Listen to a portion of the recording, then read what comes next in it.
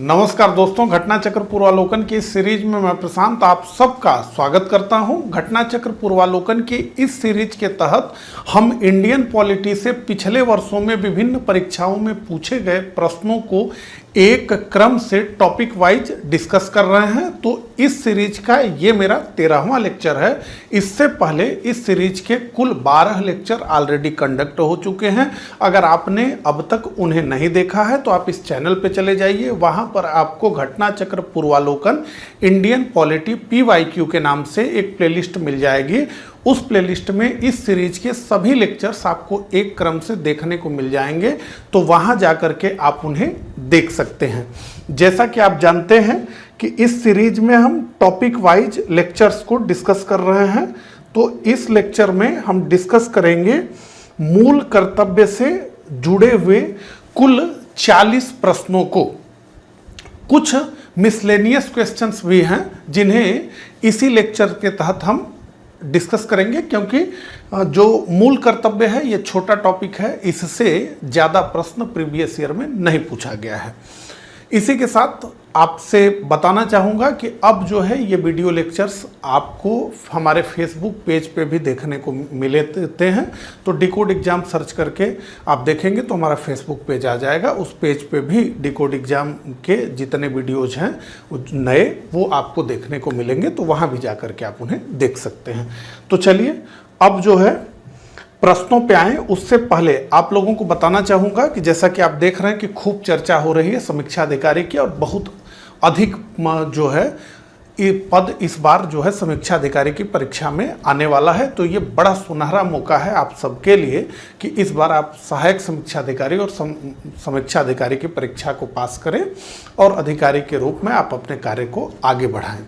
तो देखिए, इसके लिए हम लोग कोर्स लेकर के आए हैं जिसमें प्रारंभिक और मुख्य परीक्षा यानी इंटीग्रेटेड प्री और मेंस का ये कोर्स है, जिसका नाम है अभ्युदय बैच, जिसमें पूरा जो आपका सिलेबस है उसको हम कवर करते हैं वीडियो लेक्चर्स के माध्यम से। साथ ही साथ सारे टॉपिक्स के PDF नोट्स आपको बाइलिंगुअल दिया जाता है।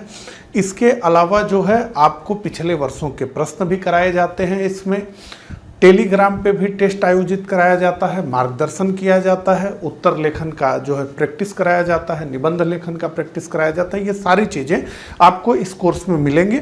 आप जैसा कि जानते हैं कि डिकोड एग्ज़ाम का अपना जो इतिहास है पिछले समीक्षा अधिकारी परीक्षाओं का, वो बहुत शानदार रहा है। बहुत सारी भर्ती जो है हमारे संस्थान से हुई है, आप लोगों ने देखा ही होगा। सारे इंटरव्यू जो है जो सेलेक्टेड कैंडिडेट्स के हैं वो यूट्यूब पे पड़े हैं, आप उन्हें देख सकते हैं। और आपको सब कुछ ठीक लगे तो ये 3 नंबर दिए गए हैं, इन पे जो है कॉल करके व्हाट्सएप करके आप जानकारी ले सकते हैं। यहाँ आप देखिए लोअर PCS के लिए हमारा आरोहण बैच है, यहाँ पर भी आपको नंबर दिया गया है, इससे जुड़ी हुई जानकारी आप ले सकते हैं।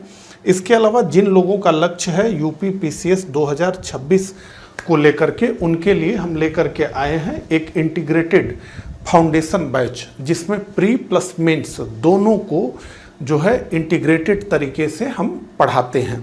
इसमें भी वो सारी चीज़ें मिलती हैं जो आपको UP PCS की परीक्षा को पास करने के लिए आवश्यक है।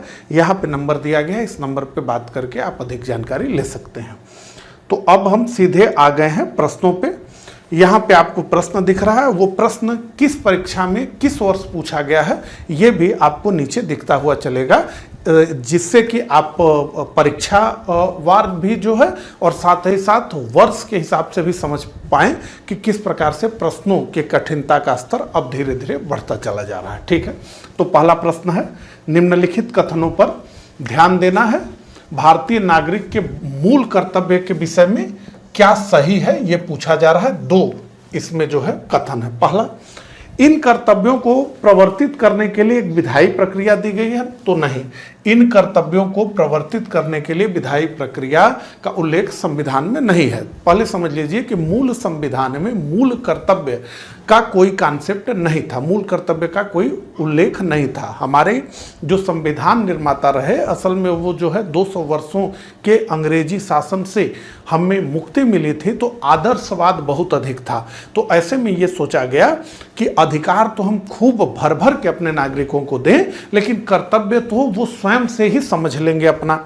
तो फिर इंदिरा गांधी की सरकार आते आते ये लगा इंदिरा गांधी को और कांग्रेस पार्टी को कि नहीं, जो हमारे नागरिक हैं वो अपना कर्तव्य नहीं समझ रहे हैं, तो उनको कर्तव्य तो बताए जाने चाहिए। तो ऐसे में 42वां संविधान संशोधन अधिनियम 1976 के माध्यम से भारत के संविधान में भाग 4 क में 51A को जोड़ करके नागरिकों को कुल 10 मौलिक अधिकार बताए गए और सरदार स्वर्ण सिंह समिति की सिफारिश पर ये मौलिक कर्तव्य बताए गए।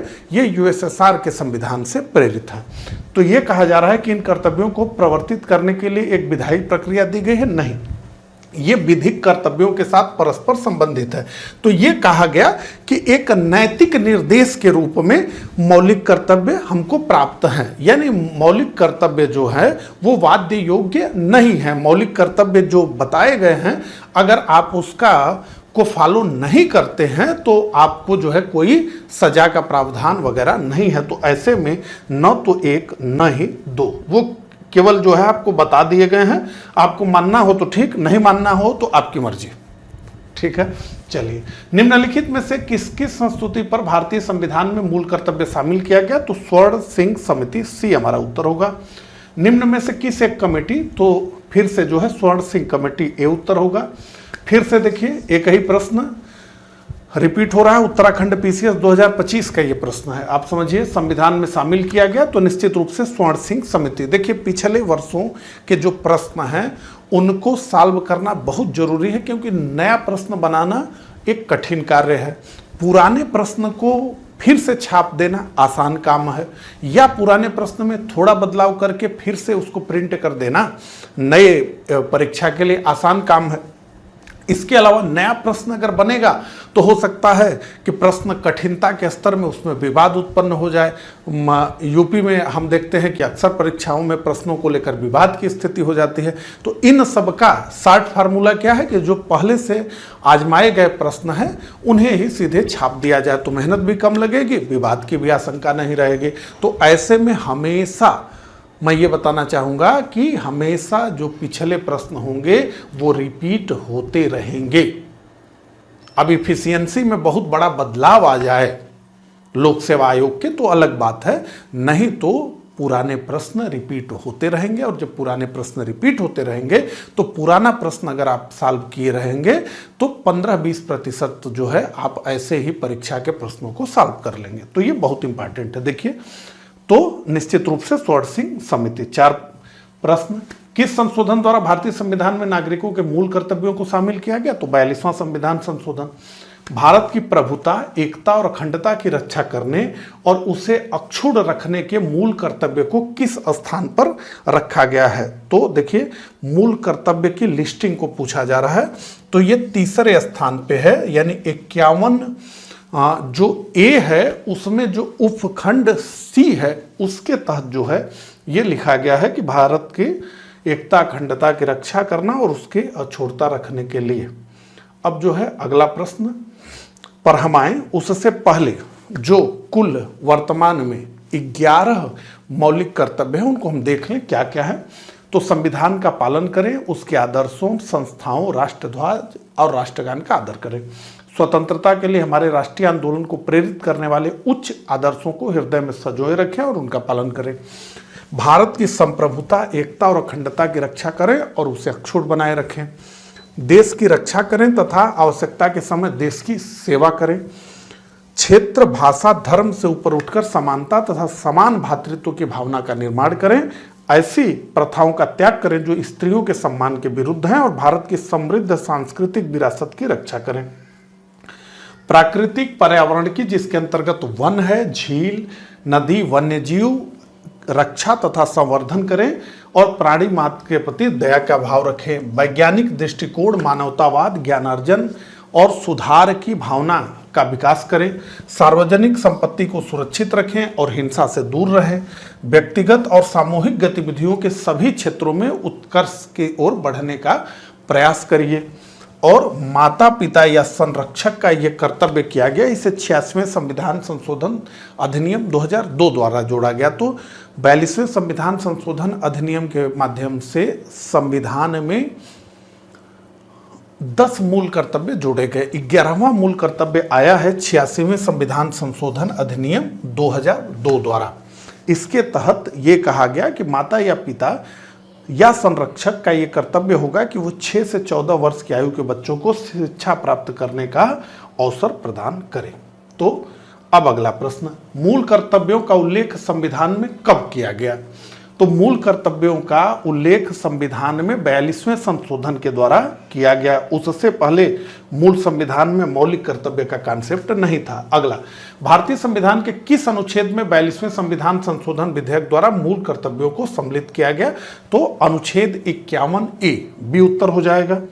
अगला, संविधान में मौलिक कर्तव्यों को कब सम्मिलित किया गया? तो 42वां संविधान संशोधन अधिनियम 1976। उसके बाद संविधान में नागरिकों के मूल कर्तव्यों की व्यवस्था 42वें संविधान संशोधन के द्वारा किस वर्ष की गई? तो 1976। भारत के संविधान के किस भाग में मौलिक कर्तव्यों का उल्लेख है? तो भाग 4 क या 4A, तो सी हमारा उत्तर होगा। अगला, मूल कर्तव्य भारत के संविधान के निम्नांकित में से किस भाग में दिए गए हैं? तो भाग 4 क।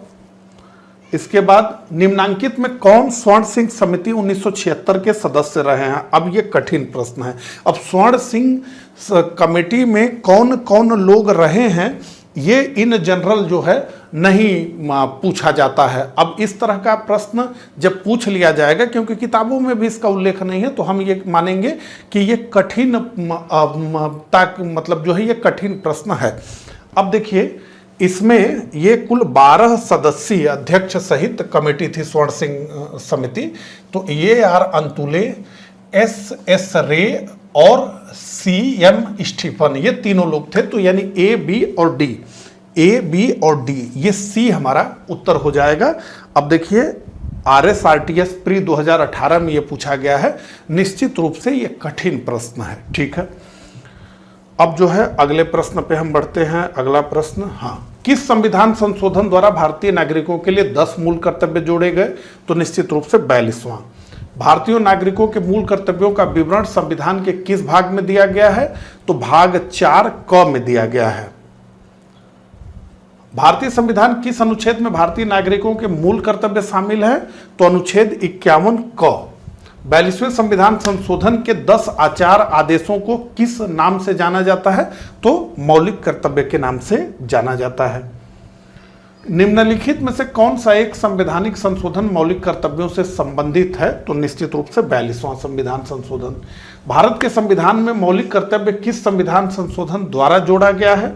तो 42वें संविधान संशोधन द्वारा। तो आप देख रहे हैं कि कितना अधिक जो है प्रश्न रिपीट हो रहे हैं। साथ ही साथ ये मौलिक कर्तव्य का टॉपिक है, तो बहुत उस तरह के प्रश्न इस टॉपिक से नहीं पूछे जा सकते हैं। तो इसीलिए जो है प्रश्न आपको लगातार रिपीट होते हुए भी दिख रहे हैं। अब जो है अगले प्रश्न पे बढ़ते हैं। 42वें संशोधन अधिनियम 1976 से भारतीय संविधान में एक नया अध्याय जोड़ा गया, तो मौलिक कर्तव्य जोड़ा गया। मौलिक कर्तव्यों से संबंधित निम्नलिखित में से कौन सा कथन सही नहीं है? तो उन्हें परमादेश द्वारा प्रभावी बनाया जा सकता है। पहली चीज पूछा जा रहा कौन सा कथन सही नहीं है, तो उन्हें परमादेश द्वारा प्रभावी नहीं बनाया जा सकता। हम जानते हैं कि परमादेश एक प्रकार की रीट है। तो अनुच्छेद 32 के तहत जब किसी व्यक्ति के मौलिक अधिकार का उल्लंघन होता है तो वो तो सर्वोच्च न्यायालय अनुच्छेद 32 के तहत और उच्च न्यायालय अनुच्छेद 226 के तहत जो है ये रीट जारी करती है। तो यही गलत है, ये हमारा उत्तर होगा। अब जो है अगला प्रश्न, भारतीय संविधान के अंतर्गत निम्नलिखित में से कौन सा मौलिक कर्तव्य नहीं है? तो वैज्ञानिक दृष्टिकोण की भावना का विकास करना, सार्वजनिक संपत्ति की सुरक्षा करना, संविधान का पालन करना और उसके आदर्शों का सम्मान करना, ये सब तो है। लेकिन आम चुनाव में मतदान करना ये मौलिक कर्तव्य नहीं है। अनुच्छेद 51 क मौलिक कर्तव्यों की व्याख्या करता है। फिलहाल कितने मौलिक कर्तव्य हैं? तो कुल मौलिक कर्तव्य इस समय 11 हैं। मूल रूप से 10 थे, एक जो है बढ़ा है। भारत के संविधान के अनुच्छेद 51 क के उपबंध के तहत प्रयुक्त पालन एवं आदर शब्द किससे संबंधित है? अब देखिए MPPCS प्री का प्रश्न है। तो संविधान से ये संबंधित है, तो संविधान का पालन करें और उसके आदर्शों, उसके संस्थाओं, राष्ट्रध्वज और राष्ट्रगान का आदर करें। ठीक है, तो ये हमारा उत्तर है।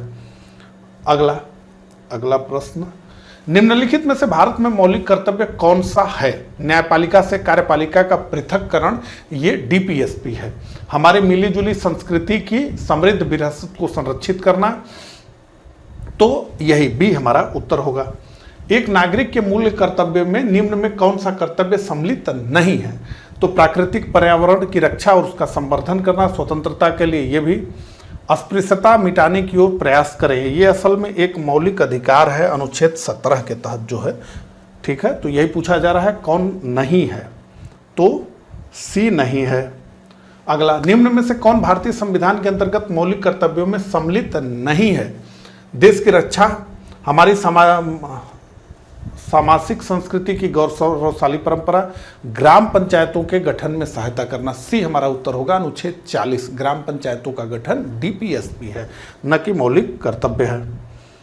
अगला प्रश्न, भारतीय संविधान में निम्नलिखित में से किस कर्तव्य को मौलिक कर्तव्यों के रूप में निर्धारित किया गया है?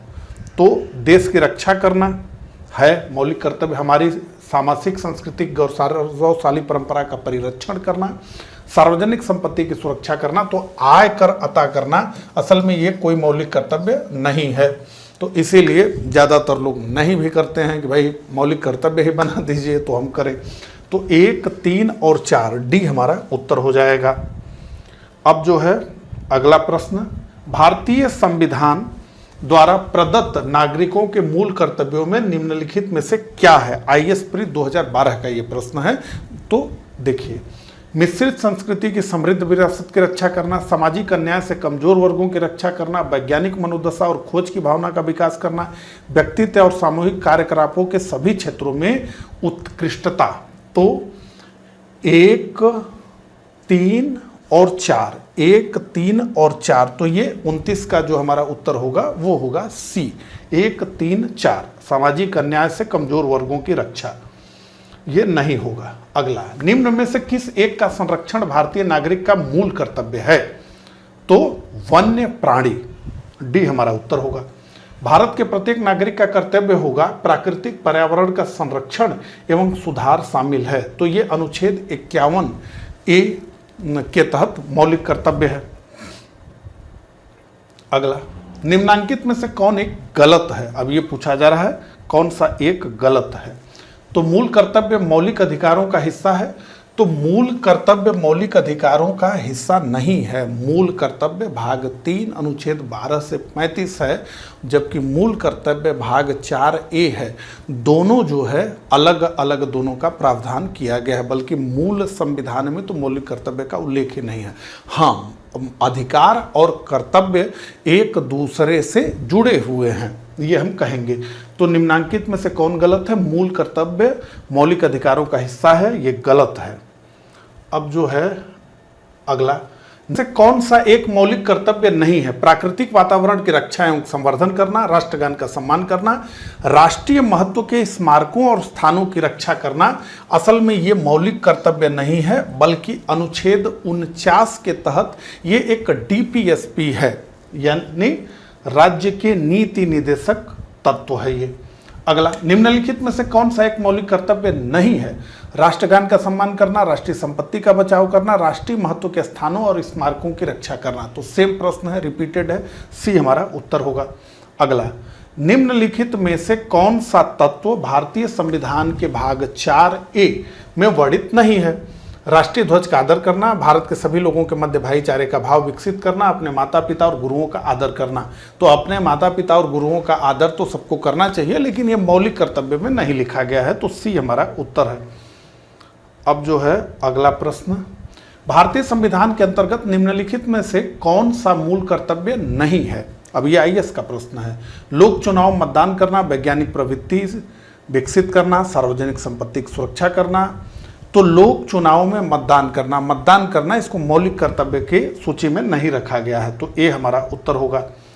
अब जो है अगला, निम्नलिखित युग्मों में से कौन एक कौन एक सुमेलित नहीं है? तो 3 सुमेलित है, संविधान का भाग 2 नागरिकता, भाग 3 मूल अधिकार, भाग 4 राज्य के नीति निर्देशक तत्व। तो सही सुमेलित नहीं है। भाग 5 असल में संघ से जुड़ा हुआ है। मूल कर्तव्य 4A, ठीक है, तो यही डी हमारा उत्तर होगा। अब जो है अगला प्रश्न, ये IAS प्री का प्रश्न है। देखिए 2025 का प्रश्न है, कितनी रोचक बात है। मूल कर्तव्य से प्रश्न पूछे जा रहे हैं। राज्य की लोक सेवा में राज्य की नीति के निदेशक, मतलब राज्य की लोक सेवा में, और ये क्या है? DPSP है, न्यायपालिका का कार्यपालिका से पृथककरण। अनुच्छेद 50 हमारी सामसिक सांस्कृतिक मूल कर्तव्य की समृद्ध विरासत का महत्व समझना और उसका परिरक्षण करना, ये मूल कर्तव्य है। कारखानों में 14 वर्ष से कम मूल अधिकार, तो अनुच्छेद 24 के बच्चों के नियोजन का निषेध। तो पूछा जा रहा कौन कौन से सुमेलित है? असल में से सभी सुमेलित है, तीनों के तीनों, ठीक है। अब अगला प्रश्न, भारत की प्रभुता, एकता और अखंडता की रक्षा करें और उसे अक्षुण्ण रखें, यह उपबंध किसमें किया गया है? तो निश्चित रूप से ये उपबंध मूल कर्तव्य में किया गया है। भारतीय संविधान में कितने मौलिक कर्तव्य हैं? तो कुल 11 है वर्तमान में। सूची 1 को सूची 2 से सुमेलित कीजिए तथा सूची के नीचे दिए गए कूट से सही उत्तर का चयन करिए। ये यूपी BO प्री 2019 का प्रश्न है और देखने में कठिन प्रश्न लग रहा है। तो इसमें जो है DPSP की भी बात की गई है और अधिक बात जो है मूल कर्तव्य की गई है।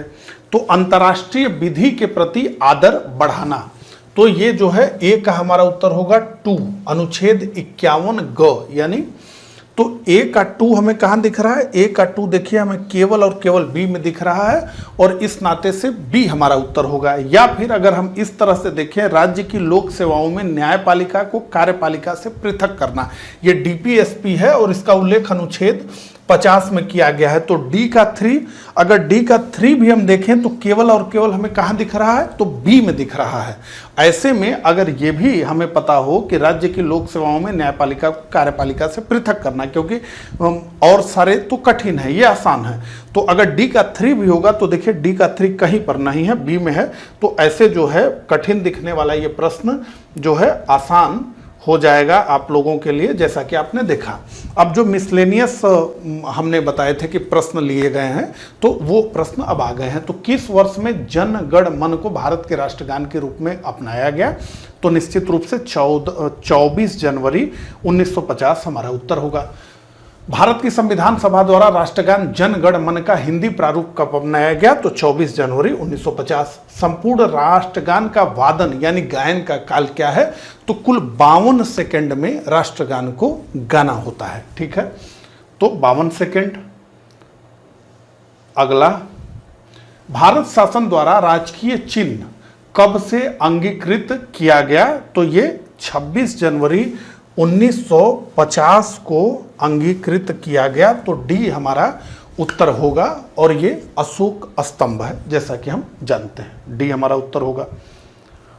भारत की संविधान सभा ने राष्ट्रीय ध्वज को सर्वप्रथम कब स्वीकार किया? तो 22 जुलाई 1947 को संविधान सभा ने राष्ट्रीय ध्वज को स्वीकार किया।